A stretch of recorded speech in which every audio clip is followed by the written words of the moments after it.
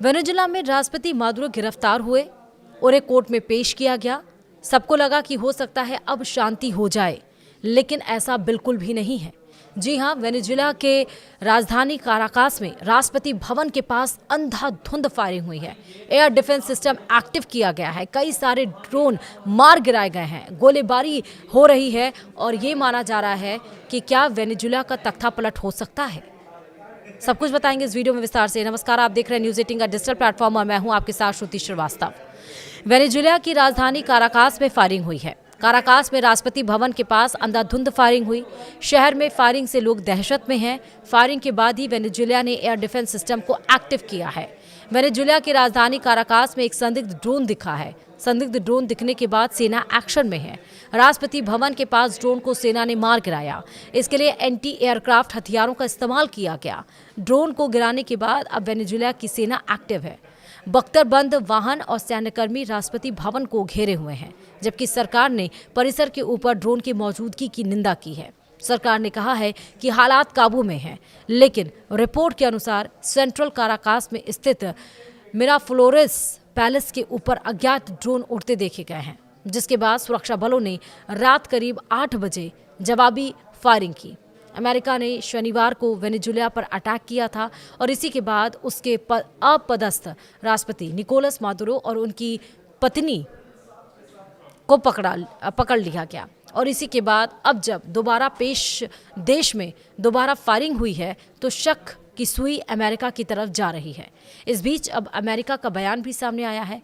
White house ने Venezuela में हुए फायरिंग को लेकर कहा कि अमेरिका इसमें शामिल नहीं है। व्हाइट हाउस ने कहा कि वेनेजुएला के राष्ट्रपति भवन के पास गोलीबारी और ड्रोन देखे गए, लेकिन इसमें अमेरिका की कोई भूमिका नहीं है।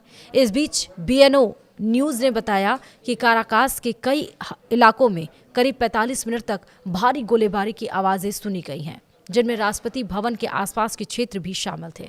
रिपोर्ट में कहा गया कि घटना के दौरान लोगों ने ड्रोन या किसी विमान जैसी आवाज़ों भी सुनी हैं और कुछ इलाकों में बिजली गुल हो गई है। इस समय यह गोलीबारी तब हुई है जब हाल ही में अमेरिका ने वेनेजुएला पर हमला किया और राष्ट्रपति मादुरो को पकड़ लिया, और इसी के बाद यह गोलीबारी तब हुई जब डेल्सी रोड्रिगेज ने अंतरिम राष्ट्रपति के रूप में शपथ ली है। अमेरिका ने शनिवार को वेनेजुएला पर हमला किया था और साथ ही एक ऑपरेशन चलाकर देश के अपदस्थ राष्ट्रपति मादुरो और उनकी पत्नी को पकड़ लिया। उन्हें पकड़कर न्यूयॉर्क लाया गया, जहां उन पर ड्रग्स को लेकर मुकदमा चलाया जा रहा है। इस बीच मादुरो ने सोमवार को न्यूयॉर्क सिटी की एक संघीय अदालत में पेशी के दौरान अपने खिलाफ लगाए गए कई संघीय आरोपों में खुद को निर्दोष बताया है। जी हां, अमेरिका की एक संघीय अदालत में वेनेजुएला के अपदस्थ राष्ट्रपति निकोलस मादुरो पहली बार पेश हुए। न्यूयॉर्क के मैनहट्टन स्थित US फेडरल कोर्ट में मादुरो ने ड्रग तस्करी और नार्को टेररिज्म से जुड़े गंभीर आरोपों पर खुद को नॉट गिल्टी बताया। US डिस्ट्रिक्ट जज एल्विन हेलरस्टीन के सामने पेशी के दौरान मादुरो ने दावा किया कि उन्हें जबरन वेनेजुएला से अमेरिका लाया गया है। कोर्ट रूम में मौजूद पत्रकारों के मुताबिक मादुरो ने अदालत से कहा, मुझे कैप्चर किया गया। CNN की रिपोर्ट के मुताबिक मादुरो का यह बयान सुनते ही कोर्ट में सन्नाटा छा गया। अमेरिकी अभियोजकों का आरोप है कि मादुरो ने अपने कार्यकाल के दौरान ड्रग कार्टेल्स के साथ मिलकर अंतर्राष्ट्रीय स्तर पर कोकीन की तस्करी को बढ़ावा दिया और अमेरिका की सुरक्षा को खतरे में डाला, और इन आरोपों में उन्हें नार्को टेररिज्म जैसे गंभीर अपराधों का आरोपी बनाया गया है, जिनमें दोष सिद्ध होने पर लंबी सजा का प्रावधान है। वहीं कोर्ट की कार्यवाही के दौरान सुरक्षा के कड़े इंतजाम देखे गए हैं।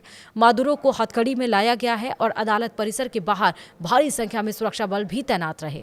सुनवाई के दरमियान जज हेलरस्टीन ने मादुरो के अधिकारों और आगे की कानूनी प्रक्रिया को लेकर औपचारिक बातें कहीं।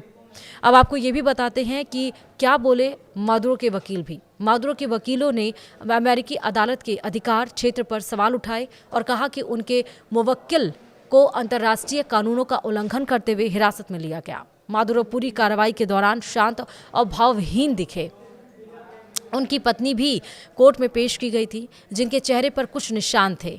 वकीलों ने कहा कि ये निशान उन्हें पकड़ने की कार्रवाई के दौरान आए हैं। इस केस पर दुनिया भर की नजरें टिकी हुई हैं, क्योंकि यह मामला सिर्फ कानून तक सीमित नहीं बल्कि इसके बड़े राजनीतिक और कूटनीतिक मायने भी निकाले जा रहे हैं। मादुरो की गिरफ्तारी के खिलाफ खुद अमेरिका में भी प्रदर्शन हो रहे हैं, लेकिन एक बड़ा वर्ग ऐसा भी है जो ट्रंप की कार्रवाई को सही ठहरा रहा है। वही जिस तरह हमने आपको बताया है, इस पर व्हाइट हाउस का क्लैरिफिकेशन भी आया है। अभी जो गोलीबारी, जो ड्रोन अटैक किए गए हैं, इसमें साफ तौर पर व्हाइट हाउस ने कहा है, वो हम आपको बताते हैं। व्हाइट हाउस ने कहा है कि स्पष्ट किया कि वेनेजुएला की राजधानी काराकास में राष्ट्रपति भवन के बाहर हुई गोलीबारी में अमेरिका की कोई भूमिका नहीं है। जी हाँ, व्हाइट हाउस के एक अधिकारी ने CNN को बताया कि अमेरिका इस घटना में शामिल नहीं है, लेकिन स्थिति पर नज़दीकी से निगरानी रख रहा है। वहीं अमेरिका ने यह भी बोला है कि अमेरिका का मकसद वेनेजुएला में सत्ता परिवर्तन नहीं है। ये भी आपको बताते हैं। दरअसल अमेरिकी हाउस स्पीकर माइक जॉनसन ने स्पष्ट किया है कि वॉशिंगटन का मकसद वेनेजुएला में रिजीम चेंज नहीं है, भले ही निकोलस मादुरो की सरकार को हटा दिया गया हो। जॉनसन ने यह भी कहा कि वॉर पावर्स के संदर्भ में हम युद्ध की स्थिति में नहीं हैं, अमेरिका की सशस्त्र सेनाएं वेनेजुएला में नहीं हैं और हम उस देश पर कब्जा नहीं कर रहे हैं। स्पीकर के इस बयान से अमेरिका की स्थिति को लेकर बढ़ रही अटकलों पर फिलहाल कुछ देर के लिए, कुछ हद तक के लिए विराम लगता हुआ दिखाई पड़ रहा है। तो अब सवाल ये उठता है कि आखिरकार जो वेनेजुएला पर गोलीबारी हुई है, फिर सड़कों पर जो सेना नजर आ रही है, वो किसकी है। वीडियो में था ही। नमस्कार।